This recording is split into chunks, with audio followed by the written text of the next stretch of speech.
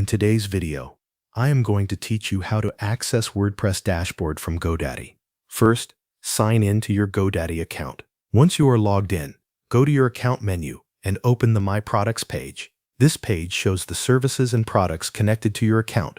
Next, find the hosting plan that contains your WordPress website. If you have more than one hosting product, take a moment to identify the correct one before moving forward. When you find it, click Manage next to that hosting plan. This will open your hosting dashboard. Inside this area, look for the section labeled Websites, Applications, or WordPress.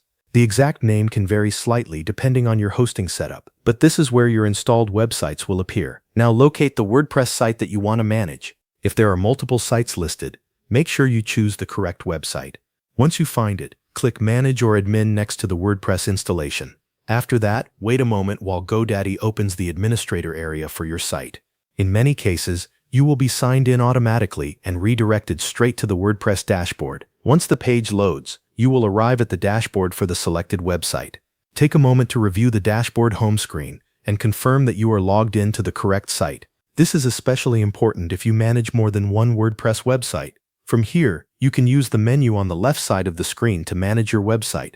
This navigation menu gives you access to pages, posts, media files, plugins, appearance settings, users, tools, and other important website features. You can use these sections to update content, upload images, install plugins, change your theme, and adjust site settings. When you are finished managing your website, return to the dashboard area and click your account profile near the top of the screen if you want to sign out. A small menu will open with account options. Select Log Out to safely exit the WordPress admin area.